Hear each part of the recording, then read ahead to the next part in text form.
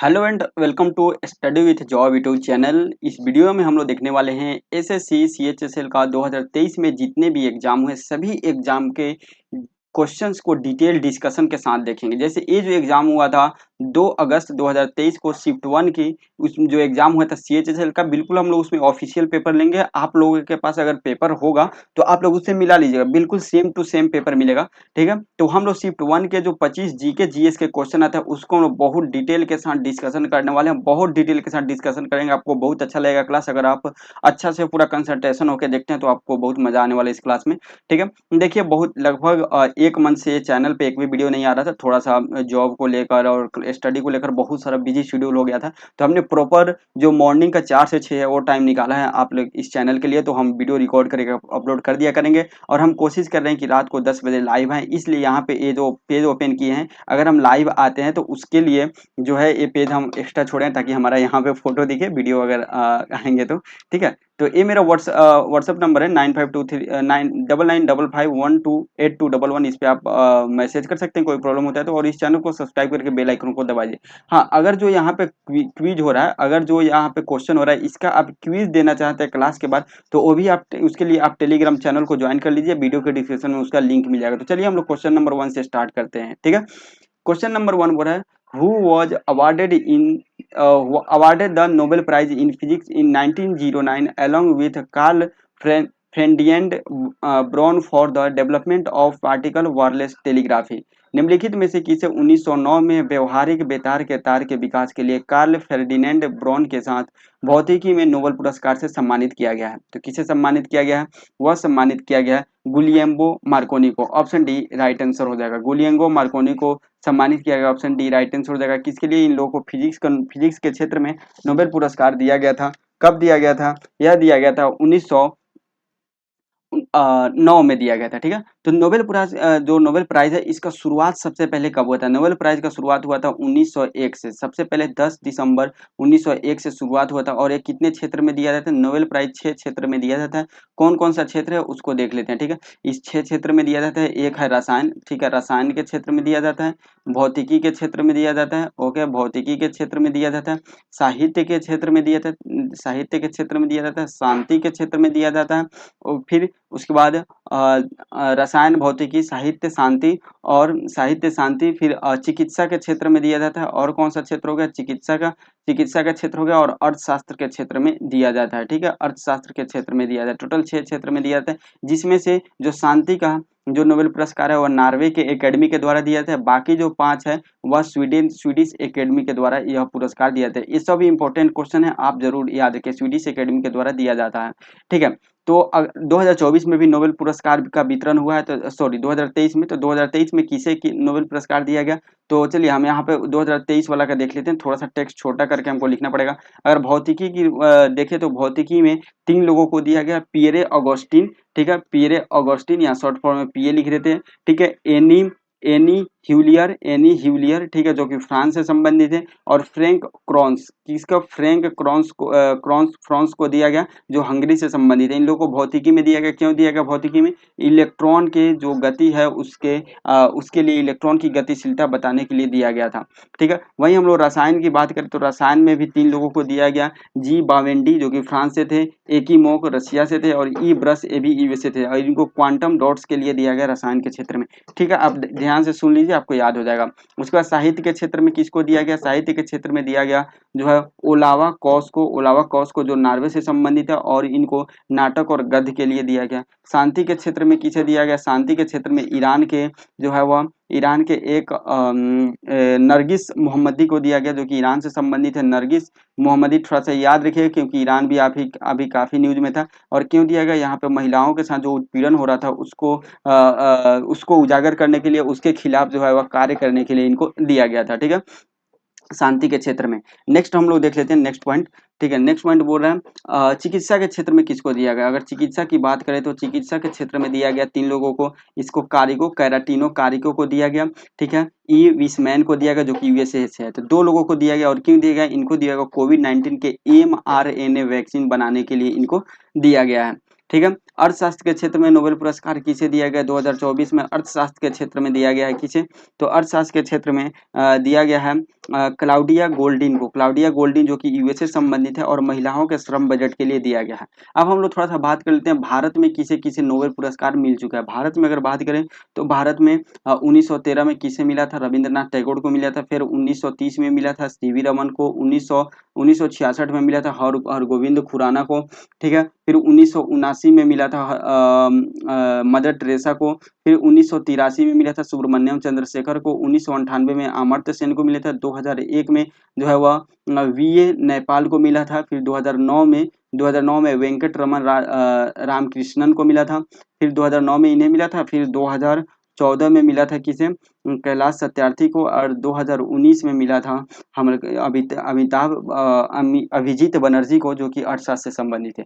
तो ये Nobel prize से इससे बाहर क्वेश्चन नहीं आने वाला है, ठीक है। आपको ये फर्स्ट क्वेश्चन का डिस्कशन कैसा लगा? इसमें और इम्प्रूव करना चाहिए और कम करना चाहिए? आप लोग कमेंट करके जरूर बताइएगा, या क्या क्या और चेंजेस करना चाहिए आप लोग जरूर कमेंट करके बताइएगा। अगर आपको वीडियो अच्छा लगता है तो आप लोग इस चैनल को सब्सक्राइब जरूर कर लीजिएगा।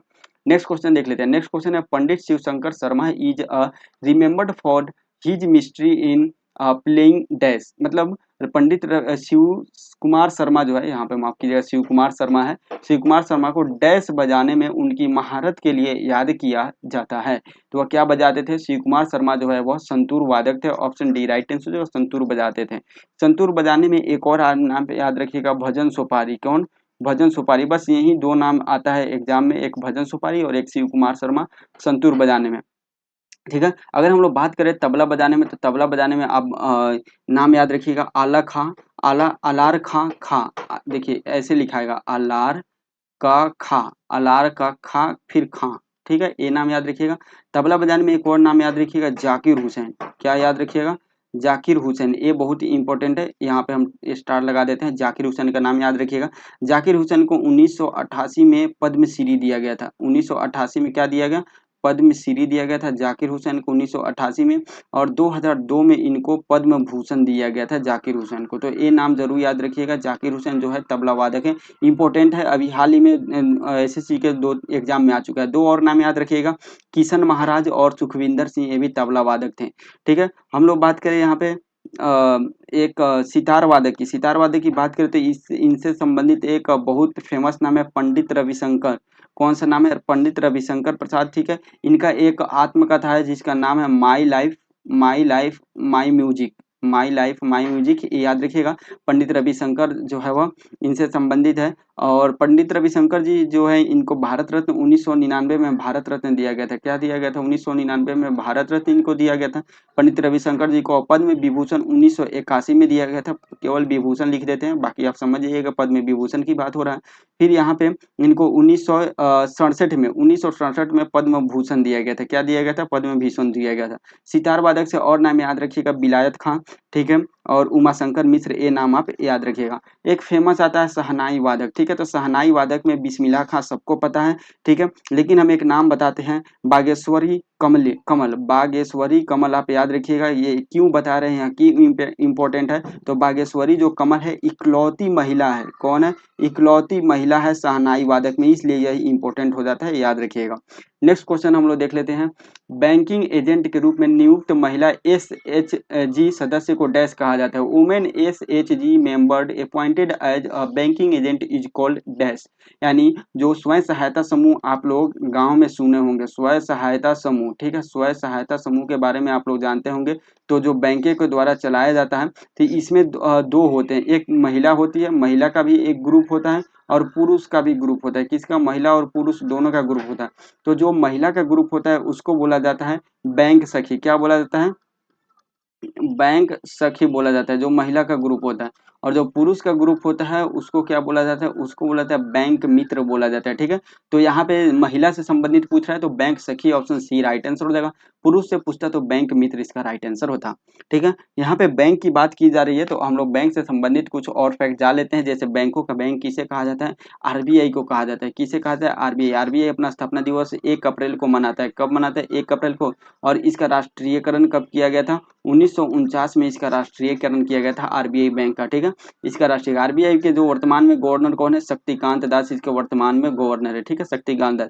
बैंक नोट भारत में कौन जारी करता है, आरबीआई जारी करता है, और इसको बैंकों का बैंक बोलते हैं, क्या बोलते हैं, बैंकों का बैंक इसको बोलते हैं आरबीआई को, ठीक है, याद रखिएगा। नेक्स्ट हम लोग देख लेते हैं क्वेश्चन, बोला which potassium acid salt is obtained as by a product of alcohol manufacturing during the fermentation process. Fermentation मतलब क्या होता है, किण्वन प्रोसेस है, इसी प्रोसेस से अल्कोहल यानी शराब बनाया जाता है, ठीक है, किण्वन प्रोसेस। बोला किण्वन प्रक्रिया के दौरान अल्कोहल निर्माण के उपोत्पाद के रूप में कौन सा पोटेशियम अम्ल लवण प्राप्त होता है। तो देखिए हम एक चीज इसके बारे में मतलब यहाँ पे समझाते हैं, किण्वन प्रोसेस है तो अल्कोहल बनता है, आपको पता है। तो देखिए होता क्या है कि हम लोग अंगूर का रस, ठीक है, यहाँ अंगूर होगा, अंगूर का रस या कोई भी फल का रस लेते हैं, कोई भी फल का अगर रस लिया जाता है, उसको किया जाता है, किण्वन प्रोसेस किया जाता है। कौन सा प्रोसेस किया जाता है, किण्वन प्रोसेस किया जाता है, ठीक है, किण्वन प्रक्रिया किया जाता है। तो उससे दो चीज बनता है, मेन प्रोडक्ट बनता है अल्कोहल, क्या बनता है, अल्कोहल, यानी अल्कोहल मतलब शराब बनता है, और साथ में बनता है पोटेशियम बिट्रेट, क्या बनता है, पोटेशियम बिट्रेट, यहाँ पे बिट्रेट बनता है, ठीक है। तो ए बनता है, तो ए बन गया उपोत्पाद के रूप में, और मेन उत्पाद अल्कोहल बन गया। अल्कोहल का फॉर्मूला होता है C2H5OH, ठीक है, और पोटेशियम बिट्रेट का फॉर्मूला होता है KC5, ठीक है, क्या होता है, KC4 होता है, H5 होता है, और O6 होता है, यह पोटेशियम बिट्रेट का होता है, ठीक है। तो याद रखिएगा, तो उपोत्पाद में ए बना, और जो है यह अल्कोहल बनता है, किण्वन प्रोसेस है। इसको हम लोग एक और नाम से जानते हैं, टार्टर की क्रीम के नाम से इसको हम लोग जानते हैं, जो कि बहुत इंपॉर्टेंट है, एग्जाम पॉइंट ऑफ व्यू से याद रखिएगा। तो इसका ऑप्शन नंबर बी इसका राइट आंसर हो जाएगा। नेक्स्ट क्वेश्चन देख लेते हैं। नेक्स्ट क्वेश्चन है, Mundari dance is associated with the tribal community of which Indian state.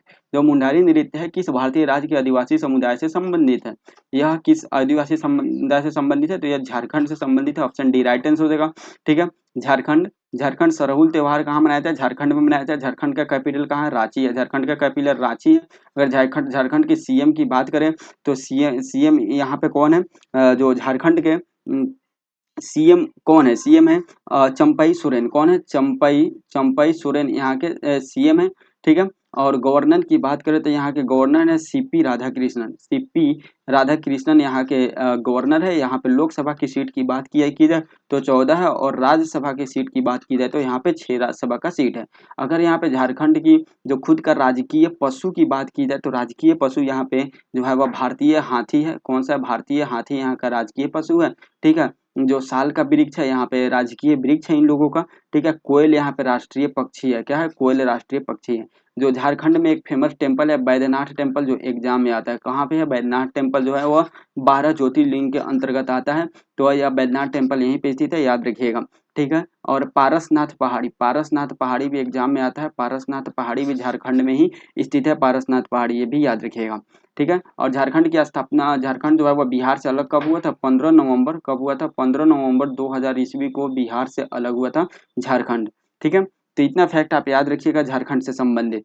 Next हम लोग देख लेते हैं question, in 2014 Bandhan financial service micro lender with headquarter at dash was granted in principal approval by RBI to start a universal bank। 2014 में सूक्ष्म ऋणदाता बंधन financial services जिसका मुख्यालय डैश में है को आरबीआई द्वारा एक यूनिवर्सल बैंक शुरू करने के लिए सैद्धांतिक मंजूरी दी थी।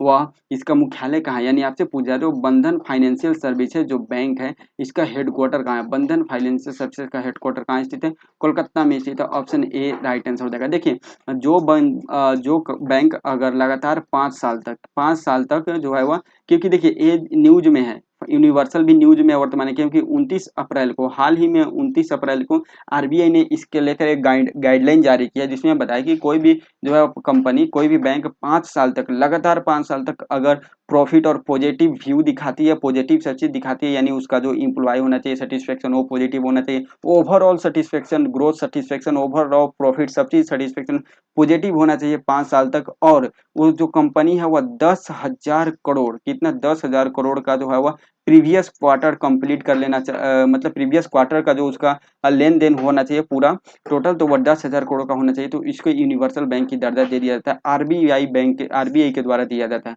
तो इसका जो है बंधन फाइनेंशियल सर्विसेज का हेडक्वार्टर कोलकाता में, ऑप्शन ए राइट आंसर हो जाएगा।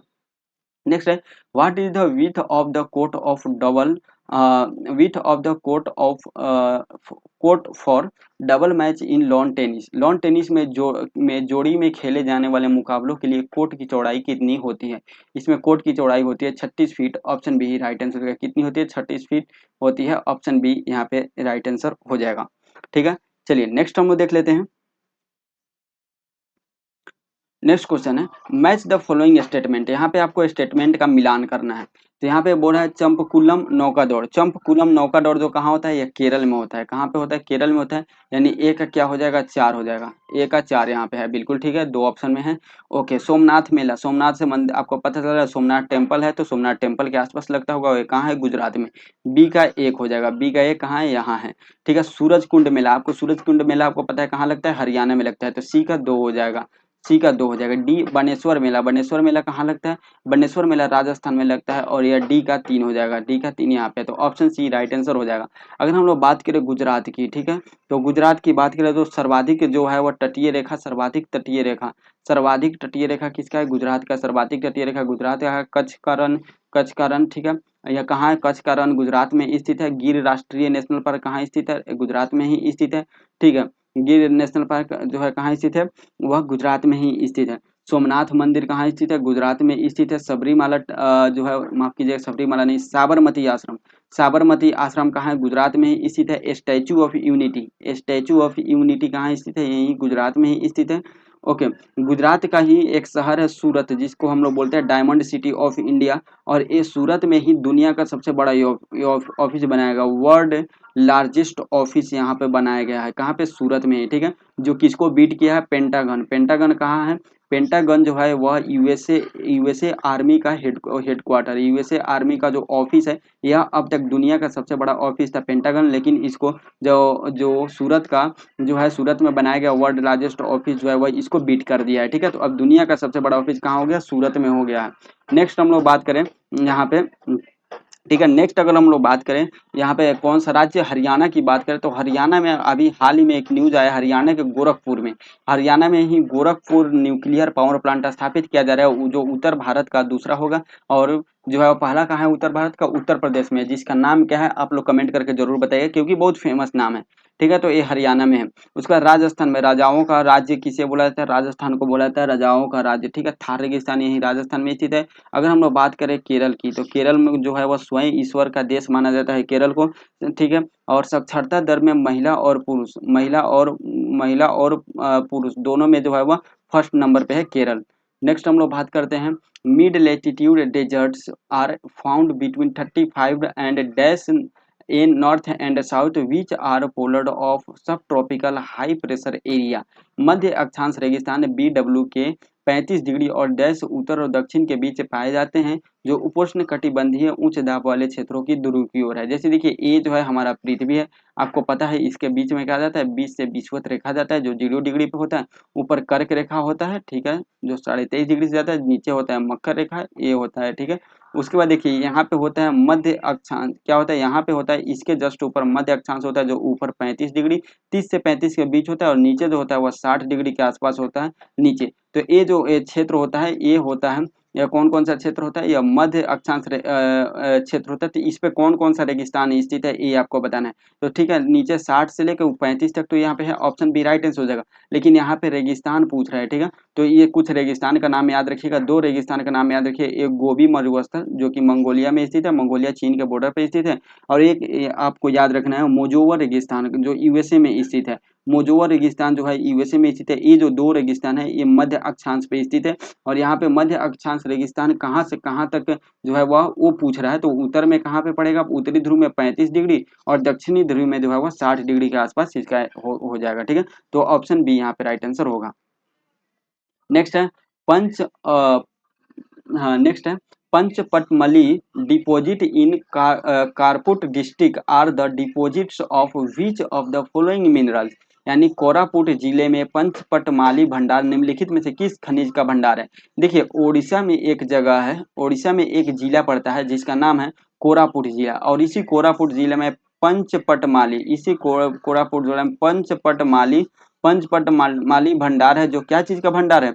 जो एल्यूमिनियम बॉक्साइट का भंडार है। क्या चीज का भंडार है? बॉक्साइट का भंडार है। और यहाँ से क्या निकलता है? एल्यूमिनियम निकलता है। और ये पंचपटमाली में जो बॉक्साइट का भंडार है यह एशिया का सबसे बड़ा भंडार है। किसका? एशिया का सबसे बड़ा यह भंडार है बॉक्साइट का, ठीक है। और यहाँ से क्या निकलता है? एल्यूमिनियम निकलता है, तो याद रखिएगा यहाँ से क्या निकलता है? एल्यूमिनियम। तो ऑप्शन डी यहाँ पे राइट आंसर हो जाएगा, ठीक है। अच्छा, जो बॉक्साइट उत्पादन में विश्व में नंबर वन कौन है? ऑस्ट्रेलिया विश्व में नंबर वन है। उड़ीसा और क्या चीज में? उड़ीसा एल्यूमिनियम उत्पादन में भारत में नंबर वन पे कौन सा है? उड़ीसा राज्य है। क्रोमाइट उत्पादन में भी उड़ीसा नंबर वन पे है। क्रोमाइट उत्पादन में कौन सा है? भारत में उड़ीसा नंबर वन पे है। अगर विश्व में बात करें तो साउथ अफ्रीका नंबर वन पे है क्रोमाइट उत्पादन में, ठीक है। नेक्स्ट अगर हम लोग बात करते हैं नेक्स्ट चीज, तो नेक्स्ट क्वेश्चन हम लोग देख लेते हैं।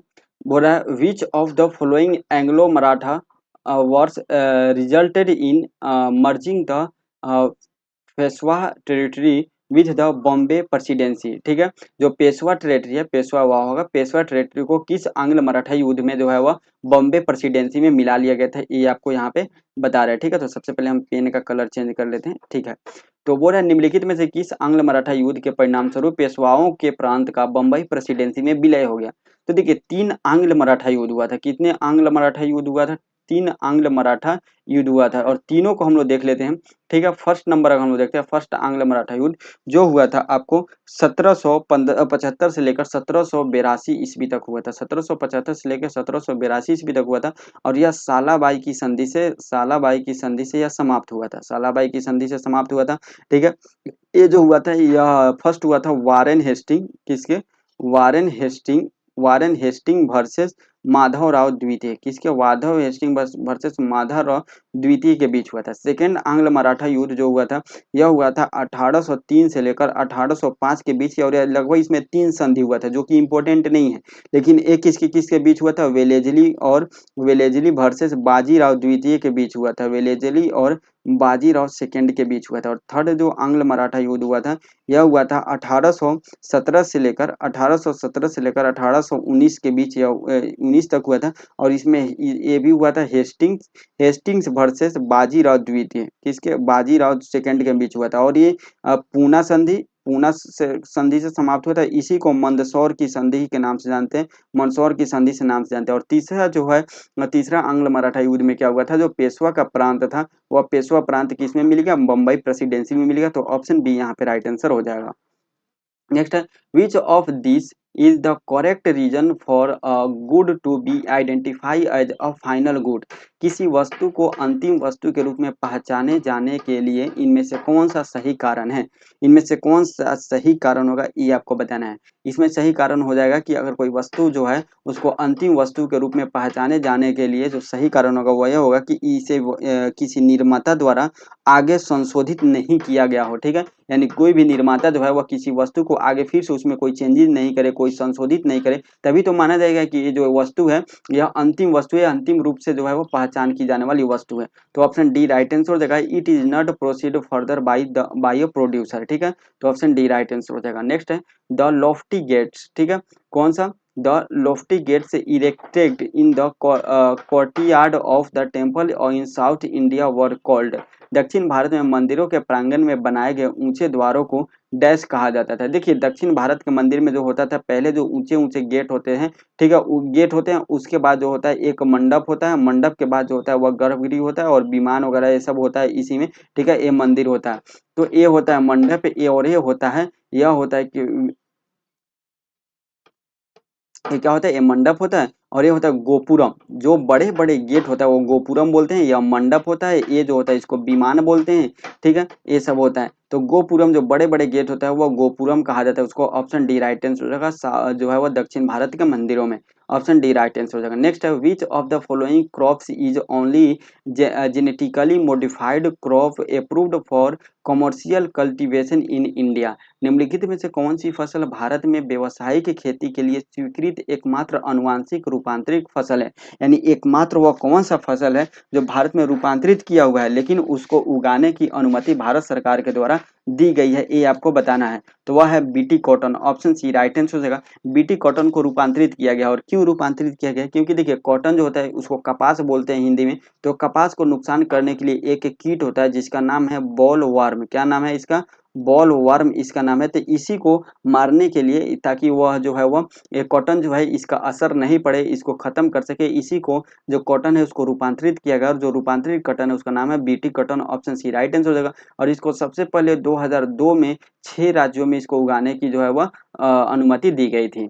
नेक्स्ट देख लेते हैं हम लोग। विच of the following players on the orange cup in IPL 2023? निम्नलिखित में से किस खिलाड़ी ने आईपीएल 2023 में ऑरेंज कप जीती है? ऑरेंज कप किस खिलाड़ी ने जीता है? ऑरेंज कप जीता है किसने? शुभमन गिल ने। ऑप्शन बी राइट आंसर हो जाएगा। ऑरेंज कप किसको दिया जाता है? जो सर्वाधिक रन बनाता है उसको ऑरेंज कप दिया जाता है। 2007 में जो है वह आईपीएल का जो शुरुआत किया गया था किसके द्वारा? बीसीसीआई के द्वारा। और एक आईपीएल एकमात्र ऐसा खेल जो है वह मतलब खेल लीग है जो जिसका 2010 में यूट्यूब पे प्रसारण किया गया था एकमात्र। अभी आईपीएल चल रहा है तो जो 2024 का रिजल्ट आएगा उसको हम लोग अच्छा से एक वीडियो में कंप्लीटली देखेंगे। नेक्स्ट है the constitutional schedule caste and schedule tribe order second amendment bill 2022 has recognised the dash community as a schedule tribe in some part of Uttar Pradesh. संविधान के अनुसूचित जाति और अनुसूचित जनजाति आदेश दूसरा संशोधन विधेयक 2022 ने उत्तर प्रदेश के कुछ हिस्सों में डैश समुदाय के अनुसूचित जाति के रूप में मान्यता दी है। किस समुदाय को अनुसूचित जाति के रूप में मान्यता दी है ये आपको बताना है। ठीक है, तो वह दिया है गोंड जनजाति को। ऑप्शन सी राइट आंसर हो जाएगा। जो एरुकला जनजाति जो है वह एरुकला जनजाति वो आंध्र प्रदेश से संबंधित है। कहाँ से आंध्र प्रदेश से संबंधित है? भील जनजाति तो भारत के राजस्थान, गुजरात, महाराष्ट्र, ठीक है, और मध्य प्रदेश क्षेत्र से संबंधित है। ठीक है, तो ये याद रखिएगा। चेंचू जनजाति जो है वह आंध्र प्रदेश, ठीक है, कर्नाटक, आंध्र प्रदेश, कर्नाटक और तेलंगाना से संबंधित है। तो ऑप्शन सी राइट आंसर हो जाएगा गोंड जनजाति। नेक्स्ट हम लोग देख लेते हैं। When the general interest rate reaches a very low level, which of the following statement will be correct? जब सामान्य ब्याज दर बहुत निचले स्तर पर पहुंच जाती है तो निम्नलिखित में से कौन सा कथन सही होता है? ये कौन सा कथन सही होगा ये आपको बताना है। तो इसमें क्या होगा? इसमें जो अधिकांश लोग जो होते हैं वो भविष्य में ब्याज दर बढ़ने की उम्मीद करेंगे। बस यही तो करेंगे कि जब निचले स्तर पे गई है ब्याज तो बहुत निचले स्तर पे चली गई ब्याज, तो इसका मतलब क्या होगा कि फ्यूचर में जो है वह ब्याज दर जो है वह क्या होगा? बढ़ेगा। Most people will be expect the interest rate to rise in the further. Option A sorry future. Option A right answer हो जाएगा। ठीक है, नेक्स्ट हम लोग देख लेते हैं। बोल रहा है which of the following government scheme provides skill development training to youth in India? निम्नलिखित में से कौन सी सरकारी योजना भारत में युवाओं को कौशल विकास प्रशिक्षण प्रदान करती है? देखिए कौशल विकास जो है वह इसके प्रदान करने के लिए प्रधानमंत्री कौशल विकास योजना चलाया जाता है। ठीक है, प्रधानमंत्री जो है वह कौशल विकास योजना, प्रधानमंत्री कौशल विकास योजना। ऑप्शन बी राइट आंसर हो जाएगा। ठीक है, प्रधानमंत्री जन धन योजना को 2014 में शुरू किया गया था जिसमें सभी लोगों को बैंकिंग कोर्स से जोड़ा गया था, यानी बैंकिंग से जोड़ा गया था।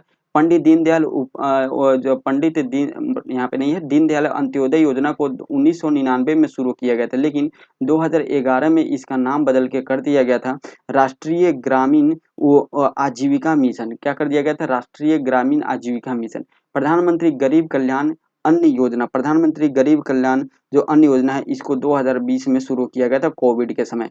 नेक्स्ट हम लोग देख लेते हैं। Who is known as the founder of जो है विजडम रीमैरेज एसोसिएशन 1861, यानी विधवा पुनर्विवाह संघ 1861 के संस्थापक के रूप में किसे जाना जाता है? किसे जाना जाता है? इसे हम लोग किसे जानते हैं? तो वह जानते हैं महादेव गोविंद रानाडे को। ऑप्शन डी राइट आंसर होगा, महादेव गोविंद रानाडे। ठीक है, नेक्स्ट हम लोग देख लेते हैं।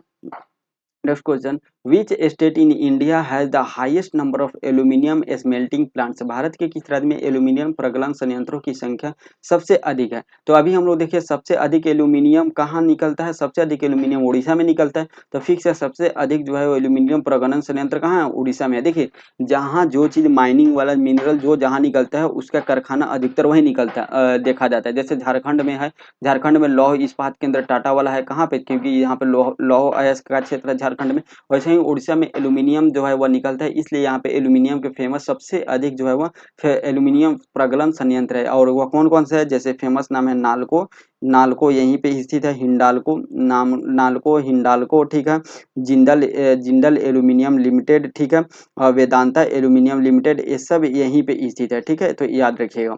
तो ये कौन आंसर हो जाएगा, ऑप्शन ए राइट आंसर होगा उड़ीसा, ठीक है। मद्रास एल्यूमिनियम लिमिटेड तमिलनाडु में, क्योंकि तमिलनाडु सेकंड पे आता है एल्यूमिनियम उत्पादन में, तो इसी से मालको जो है यहीं पे स्थित है, तमिलनाडु में स्थित है। नेक्स्ट हम देख लेते हैं, क्वेश्चन बोल रहा है as of February 2023 how many times Aditi Ashok has overall on the lady European tour title, वह कितनी बार जीती थी, वह जीती थी टोटल 4 बार, ऑप्शन ए राइट आंसर हो जाएगा, ठीक है। तो थोड़ा पुराना करंट अफेयर है। Which of the following articles of the Indian constitution prohibited forced labour and prevent exploitation, ठीक है। नेक्स्ट, भारतीय संविधान के निम्नलिखित में से कौन सा अनुच्छेद जबरन श्रम को प्रतिबंधित करता है और शोषण को रोकता है, वह कौन सा अनुच्छेद है, अनुच्छेद 23 है, ऑप्शन डी राइट आंसर हो जाएगा। अनुच्छेद 20 किससे संबंधित है, गिरफ्तारी को लेकर संरक्षण से संबंधित है, ठीक है। नेक्स्ट, अनुच्छेद 19 जो है भाषण अभिव्यक्ति की आजादी देता है, ठीक है। और अनुच्छेद जो 25 है वह धार्मिक स्वतंत्रता की बात करता है, तो और ऑप्शन जो 23 है वह बाल श्रम निषेध से बात करता है, ऑप्शन डी राइट आंसर हो जाएगा। नेक्स्ट हम देख लेते हैं, in 1956 which of the following जो है awarded did Rukmini Devi Arundale as eminent Bharatanatyam dancer receive, ठीक है। ये बहुत इंपॉर्टेंट क्वेश्चन है, इनसे रिलेटेड और रुक्मणी देवी अरुंडेल से रिलेटेड हमेशा क्वेश्चन आता है, बहुत इंपॉर्टेंट है। 1956 में प्रख्यात भारतनाट्यम नृत्यांगना रुक्मणी देवी अरुंडेल को निम्नलिखित में से कौन सा पुरस्कार प्राप्त हुआ, इनको कौन सा पुरस्कार दिया गया था, ठीक है। तो इनको कौन सा पुरस्कार दिया गया था ये आपको बताना है, तो पद्म भूषण दिया गया था, ऑप्शन डी राइट आंसर हो जाएगा, पद्म भूषण। नेक्स्ट हम देख लेते हैं, भारतनाट्यम कहाँ से संबंधित है, वह तमिलनाडु का जो है क्लासिकल डांस है। नेक्स्ट देख लेते हैं, बोल रहा है in which year did John Alexander Newlands propound a new concept of the law of octaves proposing the periodicity of chemical element arranged in order of atomic weight। किस वर्ष John Alexander Newlands ने परमाणु भार के क्रम में व्यवस्थित रासायनिक तत्वों की आवर्तिता का प्रस्ताव देते हुए अष्टक के नियम की एक नई अवधारणा प्रतिपादित की थी, यह कब किए थे, 1865 में, ऑप्शन बी राइट आंसर होगा 1865। नेक्स्ट हम देख लेते हैं, in which of the following is a Gandhian principle of directive principle of state policy, Bharat में निम्नलिखित में से कौन सा राज्य के नीति सिद्धांतों का गांधीवादी सिद्धांत है, इसमें से कौन सा गांधीवादी सिद्धांत जो है, तो वह है द ऑर्गेनाइज विलेज पंचायत, यानी जो ग्राम पंचायत का ऑर्गेनाइजेशन है वह गांधीवादी सिद्धांत पे है। जो डीपीएसपी है, ठीक है, यानी डीपीएसपी मतलब क्या हुआ, directive principle of state policy, जिसको हम लोग राज्य के नीति निर्देशक तत्व के नाम से आते हैं, और भारतीय के संविधान के किस भाग में, भाग 4 के अंतर्गत आता है, और इसमें अनुच्छेद 36 से लेकर 51 तक आता है, ठीक है, अनुच्छेद 36 से 51 तक आता है। तो ये याद रखिएगा, ये बहुत इंपॉर्टेंट पॉइंट होता है, ठीक है। तो यहाँ पे टोटल हम लोग का जो क्वेश्चन था वो हम लोग कंप्लीट कर चुके हैं, टोटल 25 जीके का क्वेश्चन कंप्लीट कर चुके हैं। जो नेक्स्ट क्लास आएगा वह जो शिफ्ट सेकंड का, जो 2 अगस्त 2023 को शिफ्ट सेकंड में जो एग्जाम हुआ था उसको हम लोग क्वेश्चन देखेंगे, और इसमें कैसे इंप्रूव कर सकते हैं, वीडियो कैसा लगा आप लोग कमेंट करके जरूर बताइएगा, और इसमें क्या क्या चेंजिंग कर सकते हो वो भी आप कमेंट करके जरूर बताइएगा। मिलते हैं किसी नेक्स्ट वीडियो में, आप लोग इस चैनल को सब्सक्राइब करके बेल आइकन को दबा दें ताकि आने वाले से वीडियो नोटिफिकेशन आपको मिलते रहे। मिलते हैं नेक्स्ट वीडियो में, अगर आपको कोई दिक्कत होता है तो 9955128211 पे आप मैसेज भी कर सकते हैं, मेरा व्हाट्सअप नंबर है। तो आज के वीडियो में इतना ही, तब तक के लिए जय हिंद, जय भारत।